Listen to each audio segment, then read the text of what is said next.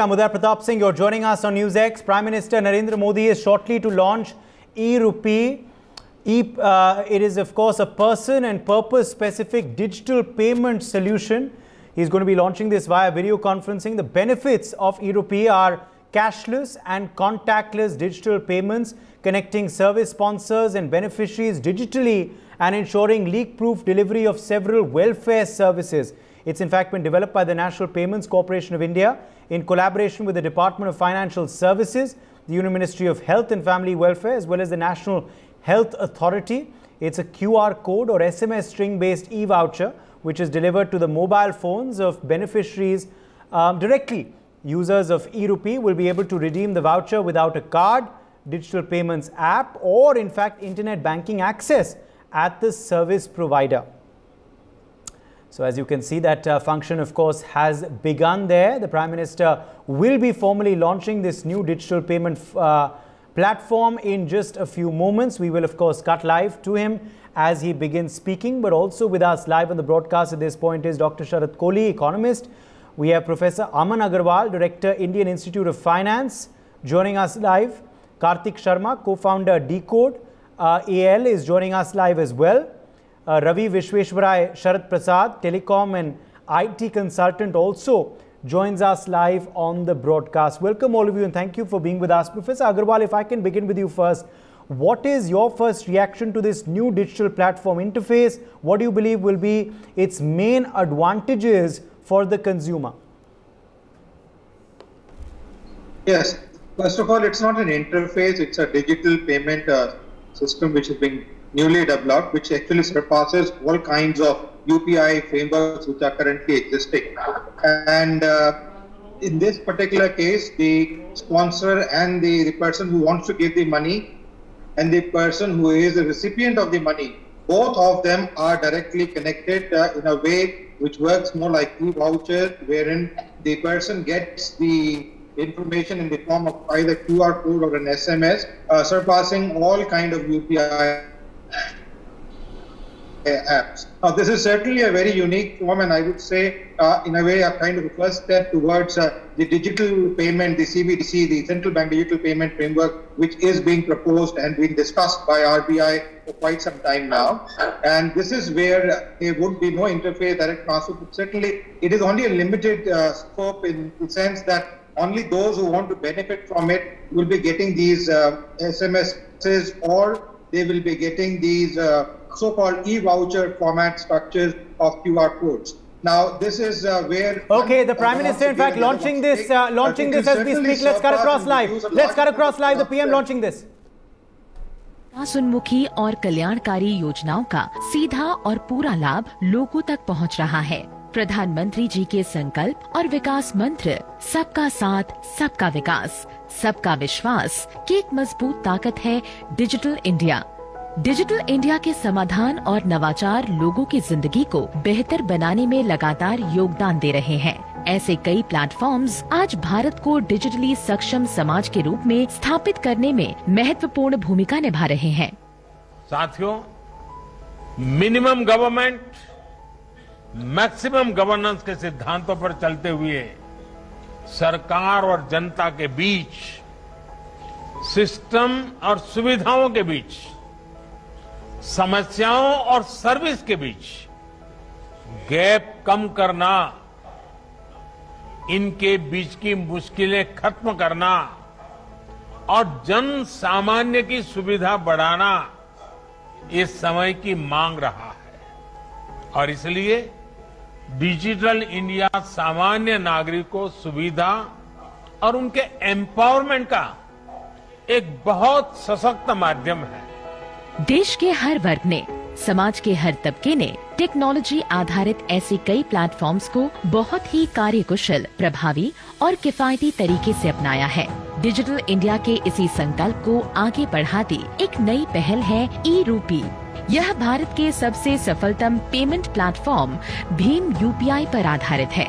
E-rupee RBI स्वीकृत एक prepaid ई voucher है, जिसे एनपीसीआई यानी भारतीय राष्ट्रीय भुगतान निगम ने वित्तीय सेवा विभाग और बैंकों के सहयोग से विकसित किया है।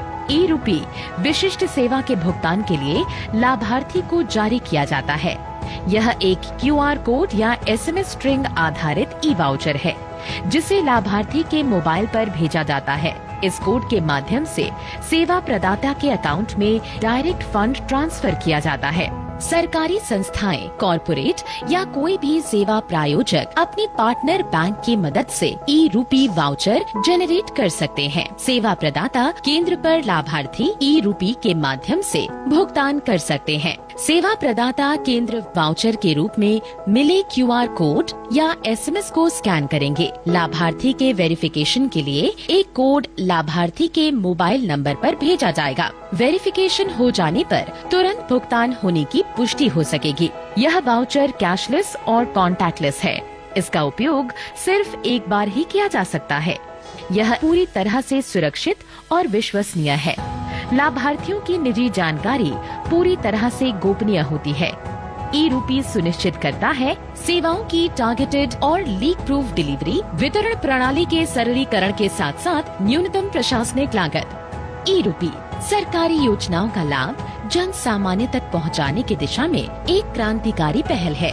ई-रूपी का उपयोग लोक कल्याण हेतु सरकार द्वारा चलाए जा रहे विभिन्न योजना, जिसके तहत निश्चित उद्देश्य की पूर्ति के लिए भुगतान या अनुदान दिया जाता है, को सुगमता पूर्वक लागू करने के लिए किया जा सकता है। इसका उपयोग निजी संगठनों या किसी व्यक्ति द्वारा लोगों को किसी विशेष प्रायोजन के तहत लाभ देने हेतु भी किया जा सकता है। इस दिशा में स्वास्थ्य और परिवार कल्याण मंत्रालय और राष्ट्रीय स्वास्थ्य प्राधिकरण के सहयोग से कॉर्पोरेट्स द्वारा निजी कोविड टीकाकरण केंद्र पर टीकाकरण के भुगतान के लिए ई-रूपी के पहले उपयोग का आज शुभारंभ माननीय प्रधानमंत्री जी के कर कमलों से हो रहा है।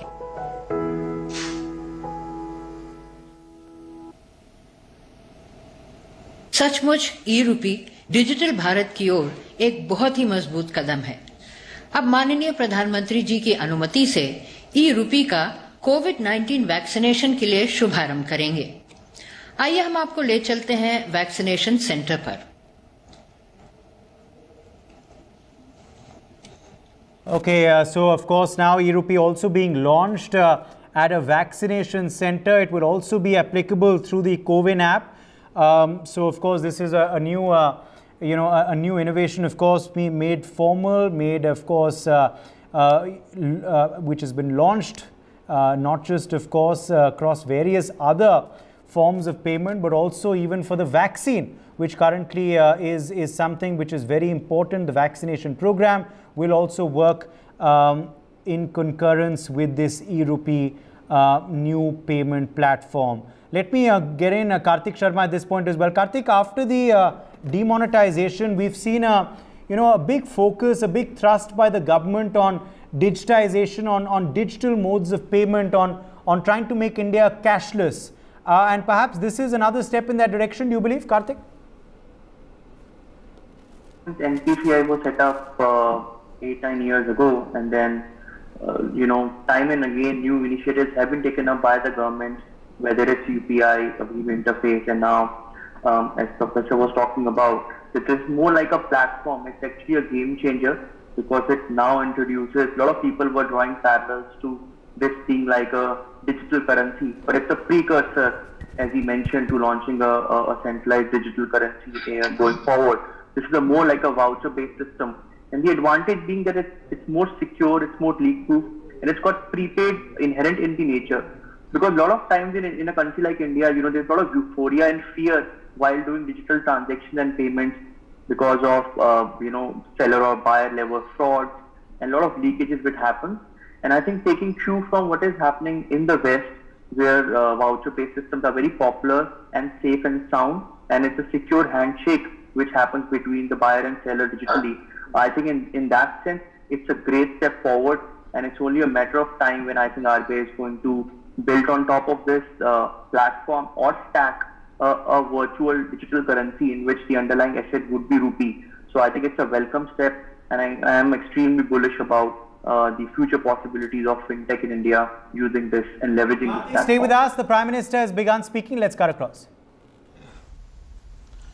देश भर से जुड़े सभी राज्यपाल महोदय, लेफ्टिनेंट गवर्नर्स, केंद्रीय मंत्रिमंडल के मेरे साथीगण, रिजर्व बैंक के गवर्नर, राज्यों के मुख्य सचिव, अलग अलग इंडस्ट्री एसोसिएशन से जुड़े साथीगण, स्टार्टअप, फिनटेक की दुनिया से जुड़े मेरे युवा साथी, बैंकों के वरिष्ठ अधिकारीगण और मेरे प्यारे भाइयों और बहनों, आज देश डिजिटल गवर्नेंस को एक नया आयाम दे रहा है।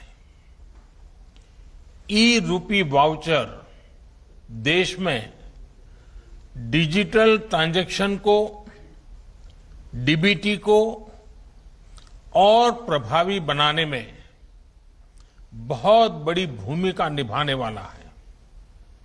इससे टारगेटेड, ट्रांसपेरेंट और लीकेज फ्री डिलीवरी में सभी को बड़ी मदद मिलेगी। 21वीं सदी का भारत आज कैसे आधुनिक टेक्नोलॉजी की मदद से आगे बढ़ रहा है, टेक्नोलॉजी को लोगों के जीवन में जोड़ रहा है, ई रूपी उसका भी एक प्रतीक है। और मुझे खुशी है कि ये शुरुआत उस समय हो रही है जब देश आजादी के 75 वर्ष पर अमृत महोत्सव मना रहा है। और ऐसे समय में देश ने फ्यूचरिस्टिक रिफॉर्म का एक और अहम कदम बढ़ाया है। साथियों, सरकार ही नहीं, अगर कोई सामान्य संस्था या संगठन किसी के इलाज में, किसी की पढ़ाई में या दूसरे काम के लिए कोई मदद करना चाहता है तो वो कैश के बजाय ई रूपी दे पाएगा। इससे सुनिश्चित होगा कि उसके द्वारा दिया गया धन उसी काम में लगा है जिसके लिए वो राशि दी गई है।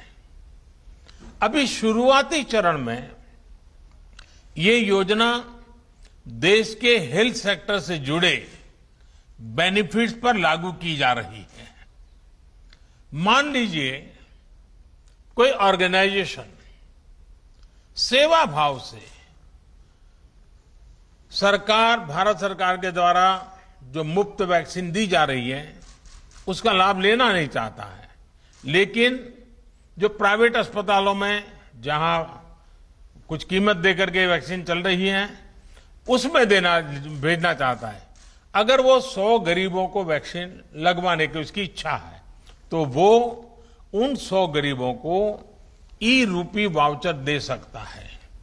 ई रूपी वाउचर ये सुनिश्चित करेगा कि उसका इस्तेमाल वैक्सीन लगवाने में ही हो, किसी और काम में नहीं। समय के साथ इसमें और भी चीजें जुड़ती चली जाएगी। जैसे कोई किसी के इलाज पर खर्च करना चाहता है, कोई टीबी के मरीज को सही दवाओं और भोजन के लिए आर्थिक मदद देना चाहता है, या फिर बच्चों को, गर्भवती महिलाओं को भोजन और पर्यावरण से जुड़ी दूसरी सुविधाएं पहुंचाना चाहता है, तो ई रूपी उनके लिए बहुत मददगार साबित होगा। यानी ई रूपी एक तरह से पर्सन के साथ साथ पर्पज स्पेसिफिक भी है। जिस मकसद से कोई मदद या कोई बेनिफिट दिया जा रहा है वो उसी के लिए प्रयोग होगा, ये ई रूपी सुनिश्चित करने वाला है। कोई अब अगर चाहेगा कि वो वृद्धाश्रम में 20 नए बेड लगवाना चाहता है तो ई रूपी वाउचर उसकी मदद करेगा। कोई किसी क्षेत्र में 50 गरीबों के लिए भोजन की व्यवस्था करना चाहता है तो ई रूपी वाउचर उसकी मदद करेगा। अगर कोई गौशाला में चारे की व्यवस्था करना चाहता है तो ई रूपी वाउचर उसकी भी मदद करेगा। इसे अगर राष्ट्रीय परिप्रेक्ष्य में देखें तो अगर सरकार द्वारा किताबों के लिए पैसा भेजा गया है तो ई रूपी ये सुनिश्चित करेगा कि किताबें ही खरीदी जाएं। अगर यूनिफॉर्म के लिए पैसा भेजा है तो उससे यूनिफॉर्म ही खरीदी जाए। अगर सब्सिडाइज खाद के लिए मदद की है तो वो खाद खरीदने के लिए ही काम आए। गर्भवती महिलाओं के लिए दिए गए कैश से सिर्फ पोषक आहार ही खरीदा जा सके, यानी पैसा देने के बाद हम उसका जो इस्तेमाल चाहते हैं ई रूपी वाउचर उसे सिद्ध करेगा। साथियों, पहले हमारे देश में कुछ लोग चाहते थे कि टेक्नोलॉजी, और वो कहते भी थे कि टेक्नोलॉजी तो केवल अमीरों की चीज है, भारत तो गरीब देश है, इसलिए भारत के लिए टेक्नोलॉजी का क्या काम। जब हमारी सरकार टेक्नोलॉजी को मिशन बनाने की बात करती थी तो बहुत से राजनेता, कुछ खास किस्म के एक्सपर्ट्स उस पर सवाल खड़ा करते थे। लेकिन आज देश ने उन लोगों की सोच को नकारा भी है और गलत भी साबित किया है। आज देश की सोच अलग है, नई है। आज हम टेक्नोलॉजी को गरीबों की मदद के, उनकी प्रगति के एक टूल के रूप में देख रहे हैं। आज दुनिया देख रही है कैसे भारत में टेक्नोलॉजी पारदर्शिता और ईमानदारी ला रही है, कैसे टेक्नोलॉजी नए अवसरों को पैदा करने में, उन्हें गरीबों को सुलभ बनाने का काम कर रही है, और कैसे टेक्नोलॉजी सरकार और लाल फीताशाही पर सामान्य मानवीय की निर्भरता को कम कर रही है। आप आज के ही यूनिक प्रोडक्ट को देखिए। आज हम यहां तक इसलिए पहुंचे हैं क्योंकि देश ने जनधन खातों को खोलने, उन्हें मोबाइल और आधार से जोड़ने और जैम जैसी व्यवस्था के लिए वर्षों मेहनत की है। जब जैम को शुरू किया गया था तब बहुत से लोग इसके महत्व को नहीं समझ पा रहे थे, लेकिन इसकी अहमियत को हमने लॉकडाउन के समय देखा। जब दुनिया के बड़े बड़े देश परेशान थे कि लॉकडाउन में कैसे अपने गरीबों की मदद करें, लेकिन भारत के पास एक पूरी व्यवस्था तैयार थी। दूसरे देश अपने यहां के पोस्ट ऑफिस और बैंक खुलवा रहे थे तो वहीं भारत महिलाओं के बैंक खातों में सीधे आर्थिक मदद भेज रहा था। भारत में अब तक डायरेक्ट बेनिफिट ट्रांसफर के जरिए करीब 17.5 लाख करोड़ रुपए सीधे लाभार्थियों के खाते में भेजे जा चुके हैं। आज केंद्र सरकार 300 से ज्यादा योजनाओं का लाभ डीबीटी के माध्यम से, डायरेक्ट बेनिफिट ट्रांसफर के माध्यम से लोगों तक पहुंचा रही है। लगभग 90 करोड़ देशवासियों को इसके तहत किसी न किसी रूप में लाभ हो रहा है। राशन हो, एलपीजी गैस हो, इलाज हो, स्कॉलरशिप हो, पेंशन हो, मजदूरी हो, घर बनाने के लिए मदद हो, ऐसे अनेक लाभ डीबीटी से मिल रहे हैं। पीएम किसान सम्मान निधि के तहत 1,35,000 करोड़ रुपए सीधे किसानों के बैंक अकाउंट में पहुंचाए गए हैं।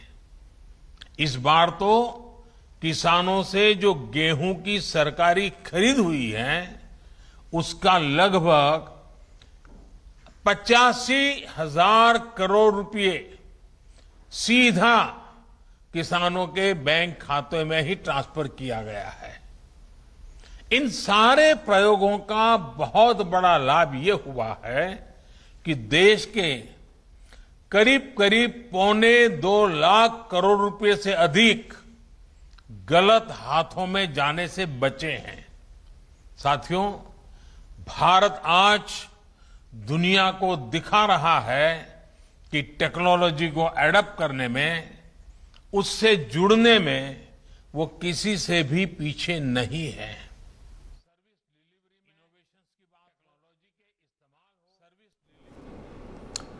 So that was Prime Minister Modi speaking there. PM Modi, of course, formally launching e-Rupee, talking, of course, about the benefits of how this can affect the common man on ground. Sharad Kohli, come in here. Sharad Kohli, is this a game changer? Would you call this a game changer, and why? Well, I think direct benefit transfers electronically have been in the vogue for some time. Definitely, I mean, it's a very welcome step because the pilferages which happen where it doesn't become person specific, it doesn't become purpose specific. You do hear of leakages here and there. So I think those would be taken care of, but these are vouchers meant for very, very specific purpose. In fact, I heard the Prime Minister saying that even the private charitable agencies, they can also, pick this up, and for their charitable activities, you want to give it to a Gaushala, you want to give it for some kind of benefit, this can be done. But I think I'm looking at the larger picture, Uday, here, and the larger picture is CBDC, which is the central bank digital currency. I think that is what every citizen who's educated on the digital currency is looking forward to. When you do not need an intermediary, a bank or a payment wallet or anything, you can directly transfer money from one person to another, and you don't carry a wallet with you, you don't carry a purse with you, you don't carry loads of cash with you. You just collect your money in a wallet and it just lies there safely. I think that is the much awaited and the larger picture which I am seeing, as Karthik also said. I totally agree with that the larger picture is CBDC, which is, I think this could be a stepping stone towards moving to a digital currency, because virtual currencies have been in discussion for a very long time. They are unregulated, they are unmonitored. Of course, e-Rupee and cash vouchers are absolutely regulated. In fact, they land directly into the mobile of the person who is meant for. In fact, your name and the purpose is very specifically mentioned. But I think the larger picture, as I said, that will be a landmark change. I think, Uday, if this is a stepping stone towards CBDC, I think that will be a watershed in terms of the currency handling in India. 28.6 trillion rupees as on 31st of March, Uday, was in circulation in India. And I think if we imagine, if we do away with the 28.6 trillion rupees of notes and coins and suddenly transform to an electronic currency system, what a landmark change would this be? So I think I am more anxiously, this is of course a welcome step, definitely a welcome step in terms of DBT, because there was a time, let's not forget, in the older governments, when they said 100 rupees leave and only 15 rupees, they reached the beneficiary. From there, we have come a long way, undoubtedly. But I think from here on, digital, anything which is connected to the digital world, Uday, moves really quickly, moves very fast. So let us move in the direction where we could have a digital rupee where all the black money would be gone. The only concern is what will happen to the banking system, because you don't need a bank to transfer money to each other. A very welcome step. Let's see how it reaches. How do the villagers or the people who are, let's not forget that DBTs are mostly meant for the lower strata of society, people who are not very well-to-do, people who do not know how to use mobile phones. I think they will gradually get used to. So let's see, I think the penetration will be gradual, but as it catches up, it will be very easy to pick up for anybody. After all, it's just opening an SMS and clicking the button and just showing it to somebody, okay, here's my money, I want this facility, or I want my share of the welfare scheme. Very welcome step. Absolutely, I think a big congratulations to the government for doing this. Okay, last word, Ravi Vishweshwarai Prasad, to you on this new platform e-Rupee. Do you believe it will change the way transactions are conducted in India? Will it aid us in becoming more and more cashless? Oh yes, absolutely. This is a very welcome step on the part of the government, and I totally agree with what Aman Agarwal and Kartik Sharma and Sharad Kohli have said. First of all, DBT itself was a game changer, but a certain percentage of DBT transactions failed. Aadhaar-based transactions failed either because of the problems in the biometrics or in the problems of the telecom infrastructure. And this will overcome that. The direct cash vouchers like this have worked successfully in Latin America, especially in Chile and Colombia. And this certainly is like a prepaid voucher which the telecom companies use. So, and it is fairly secure. The only problem is if someone steals my handset. And as the previous speakers have all said, the real game changer will be when the Reserve Bank of India introduces the fiat-based, the rupee-backed digital currencies, because that will enable, it'll be a virtual rupee and it'll enable direct transaction from one person to another person or organization to organization, bypassing the entire banking system. So certainly you move away with intermediaries. It will lead to a lot of efficiency. The velocity of doing business will increase greatly, the cost of doing business will decrease greatly, and will have great multiplier effects on the economy. And the good thing about this voucher scheme is it does not require the telecom infrastructure. Where I am in the Himalayan mountains, the telecom infrastructure often goes down, only a 2G network works, but something like this doesn't require a solution because the person just needs to go and show his handset to the service provider and say that here is my identity, here is the QR code, the quick response code, or here is the SMS string, and here the payment is being credited to your account. So certainly kudos to the government for introducing this. All right, let's leave it at that. My thanks to all of our guests for joining us. For more such videos, subscribe to the NewsX YouTube channel, hit the bell icon.